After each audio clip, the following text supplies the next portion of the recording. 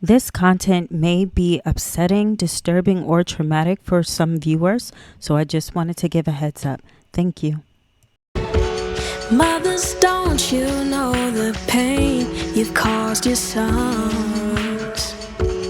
Daddies, don't you know some hurts can't be undone? So be careful what you sow, they gonna reap it soon. Just be careful or they'll end up just like you. Mothers, hold your daughters and your sons. Fathers, show your children how to love. You gotta take their hands to lift them up again. Love your children. Love your children. Hello, everyone, and welcome back to another episode of The Legacy Trauma Creates. In this episode, we are going to talk about the different ways to heal. In previous episodes, we've discussed the various ways in which trauma can become intertwined throughout family generations. We discussed how trauma can be formed purposefully or unintentionally. However, before we talk about healing, I would like to read a quick excerpt from Bessel van der Kolk's The Body Keeps the Score on healing from trauma. Nobody can treat a war or abuse, rape, molestation, or any other horrendous event for that matter. What has happened cannot be undone, but what can be dealt with are the imprints of the trauma on body, mind, and soul, the crushing sensations in your chest that you may label as anxiety or depression, the fear of losing control, always being on alert for danger, or the rejection, the self-loathing, the nightmares, the flashbacks, the fog that keeps you from staying on task and from engaging fully in what you are doing, being unable to fully open your heart to another human being. Recovering from trauma allows you to feel free to know the things that you know without becoming overwhelmed, enraged, ashamed, or collapse. Healing helps you regain control over your emotions. It can bring you clarity and peace as you overcome the shame and regain your confidence. Healing is not always easy, and sometimes it takes time, but it is beneficial to you. Healing, however, doesn't happen by accident. You have to want to make a change in your life. Remaining passive to your pain can allow for traumatic symptoms to remain the same or worsen over time. Remaining passive to your pain may even open a door for trauma to be passed into the next generation. One of the first things you can do to begin your healing journey is to seek out professional help.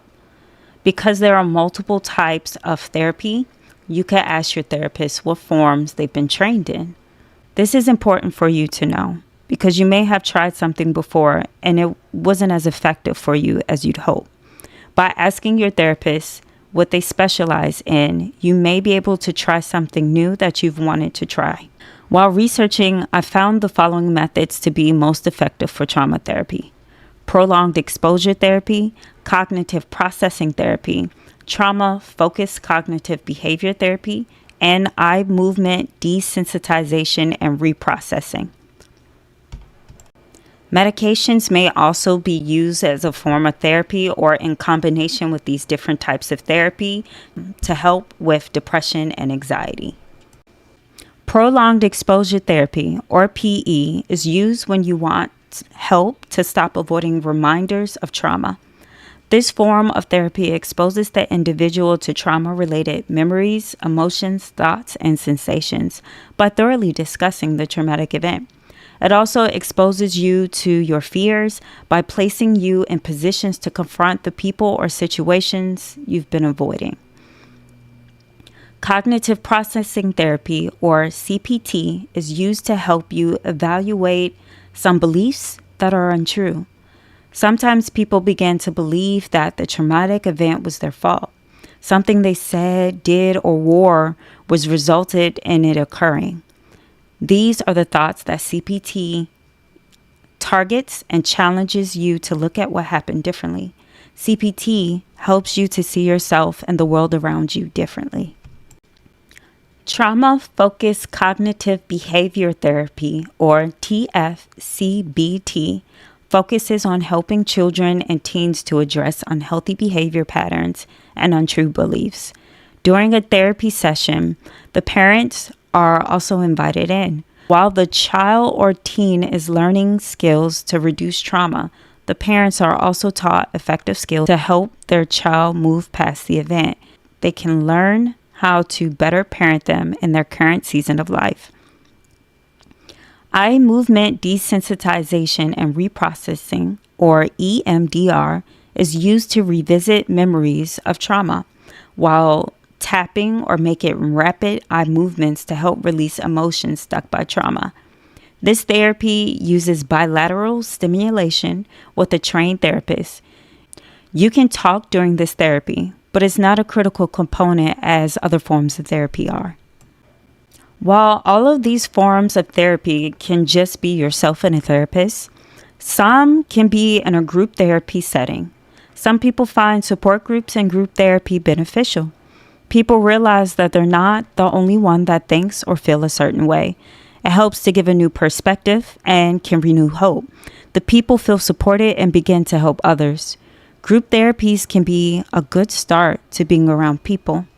During this time, you want to make sure you feel safe, but you'll also want to be careful not to isolate yourself. Connecting with others is important to your physical and mental health. When you increase your social connections, you increase your life. A study completed by Lisa Berkman and Leonard Sim discovered that people with less social connections were 3 times more likely to die than those with stronger social ties. Studies have revealed that feeling connected to others can help you maintain a healthy body mass index, control blood sugars, and maintain a good mental health, whereas isolation has the opposite effects and actually increases depressive symptoms. A quick way to build connection with someone is by smiling and making eye contact. This releases chemicals in your brain, including oxytocin. The receiver of your smile also receives oxytocin and other feel-good chemicals. Oxytocin is called the love hormone and promotes positive feelings in your body. It helps to decrease anxiety and stress levels. And during social interactions, it can build trust, create relaxation, and a form of psychological stability. During the healing process, be sure to practice self-care. Self-care helps to reduce stress and can help with rebuilding self-love. Self-care does not have to be expensive. It can be as simple as taking a bath, going for a walk, or listening to music. A part of self-care is to allow you to become comfortable in your own skin. It brings rest and relaxation to your life and can help to reveal things that make you happy. Another form of self-care is exercise. Exercise helps when recuperating from trauma and has been shown to improve symptoms of PTSD. How you feel physically can also impact the way that you mentally feel, so it helps to keep your body healthy. Exercise also produces endorphins, another feel-good hormone that fights anxiety and trauma symptoms. Along with exercise, try maintaining a healthy diet and a good sleep schedule. These things keep the function functioning and the brain working well. People have also used yoga as a form of exercise when healing from trauma. Researchers have stated that practicing yoga has helped to restore a relationship within a traumatized person's body. Yoga is a Hindu spiritual discipline based on subtle science to bring harmony between the mind and body. The word yoga was first mentioned in the oldest sacred Hindu text dating back to 2700 BC. Yoga, as we know it today, was inspired by Patanjali, a sage from India. There are different schools of yoga, but all yoga consists of breathing exercises, stretches, or postures, and meditation. Another way to get active during this time is to try new and creative things. You could try going on a trip, making art, or trying something that you've always wanted to. Journaling has been therapeutic for many people. For me, I fell in love with poetry and writing fiction. It was easier to speak my thoughts in ink than it was to say them out loud. And it has just been helpful, and I enjoy doing it even to this day. Prayer, mindfulness, or meditation have been well proven to help with healing. These practices can minimize you thinking about stress and allow you to feel more relaxed in your day to day. For me, prayer has been a key component to my life. My healing journey started with a prayer, and now I pray every day as I continue living my life. While you are healing, it is important to take your time. Taking your time allows you to properly process the traumatic experience that you've been through. Because you're unpacking years of trauma, it's crucial to take breaks when necessary. This isn't a race, it's your life. Your life is valuable, and you deserve to be handled with care by everyone around you, but especially by yourself. You could also get into a routine that helps you with your healing. This can create stability in your life and keep you from becoming overwhelmed. If you don't stay on track, it's fine. You can take a moment and return to it. But whatever you do, don't quit. Once you start a healing journey, it may feel hard and uncomfortable, but keep pushing through. A version of yourself that feels more joyous and freer is on the other side. You might be thinking, I've tried it, but then I felt triggered and everything came flooding in, or I've tried it and everything got worse. Another step to healing is learning your triggers. Once you learn what your triggers are, you can begin to work on them. It can be difficult, and you may want to use drugs to help you feel better, but they can only temporarily numb the pain. It won't last long and may become an addiction for you. Not only that, they hinder you from healing. Using those things will not allow you to work through your emotions. By using these substances, you remain in the trauma. Be honest with yourself to know that you are having a hard time, and give yourself grace if when triggered you feel helpless. When you're healing, you have to become vulnerable. Being vulnerable allows you to be honest with yourself and with others. Vulnerability will give you an opportunity to wade through your feelings, to allow everything that needs to leave out and everything that needs to come in. It creates space for you to see yourself clearly and will give you the strength to see what has been done to you. It will allow you to understand that you may be currently reenacting the trauma you were exposed to. Vulnerability can give you a change of perspective. It softens your heart and gives you compassion for others, because now you can see what was done to you. You can see how it affected you, and it begins to help you understand the way others are. It can even lead you to forgiving the one that hurt you. When you forgive someone, this doesn't mean you have to subject yourself to their abuse. It means you're dealing with what they've done to you, and you're releasing them from the obligation of paying for that pain or offense that they've caused you. Harvard Health describes forgiveness as two sides, decisional and emotional. Decisional forgiveness is a conscious choice to replace ill will with goodwill, meaning you no longer want anything bad to happen to that person. Emotional forgiveness is defined as you move away from those negative emotions and no longer dwell on the wrongdoing. Of the two, emotional forgiveness can be harder to do and can take longer. The feelings have been known to also return. Studies have observed that practicing forgiveness can have some amazing health benefits. It has been shown to lower levels of hostility, anxiety, stress, and depression. It can reduce substance abuse and increase self-esteem. Studies have also shown that it can lower the risk of a heart attack, improve sleep, reduce pain, and reduce blood pressure. However, even with all these wonderful benefits, forgiveness can still be difficult. Psychologist Everett Worthington created a forgiveness model using the letters of the word REACH. R means recall the hurt. He states that it's important to face that you've been hurt and make a decision to forgive. E means empathize with them. This step does not mean push aside what's happened or downplay your pain, but to try to understand why that person hurt you and to see it from their perspective. A means altruistic gift.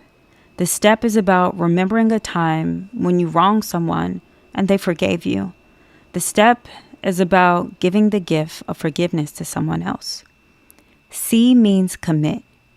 Everett states that writing a note to yourself about forgiving the person helps to make the decision permanent. You could also write a letter about your decision that you don't sin. And H means hold onto forgiveness. The step is for when the memory or other reminders of what happened come back. You can remind yourself that you've chosen to forgive this person. And if you need to return to the note or letter that you wrote, you can reread it. Also, when forgiving, you don't have to meet the person face to face or even talk to them to forgive them. You say it and you mean it in your heart because it's for you. If you did want to meet the person face to face or talk to them, make sure you're ready. That's the most important thing. And then also take someone with you or have someone by your side so that you feel safe when you're having that interaction with them. Remember, you don't have to do it alone. I have a friend who saw her father shoot and kill her mother in front of her and her sister when she was very young. For years, she was angry with him and only referred to him as that man. One day, she received a phone call saying that he was very sick and in the hospital. She didn't go see him. He ended up getting better, and I think he became sick again, and then she got another phone call. She then went to see him, and as they were talking, he attempted to argue about the situation. My friend stopped him and said she didn't come for that, and then she told him that she forgave him. She said at that moment, it felt as though a weight had lifted off of her. When her husband tells the story, he's always amazed because he said when he called her to find out what happened, her voice was different. It was lighter. I share that story because forgiveness is powerful. It changes you and takes a weight off of you. That, along with all the things that I've said, will allow you to begin to celebrate life again. These tips can help you grieve the trauma of your past and help to pave a way towards a better future for you. Thank you again for tuning in to The Legacy Trauma Creates. I'm Monique Thompson, and I hope this has encouraged you. I'll see you all for the next and final episode. Goodbye.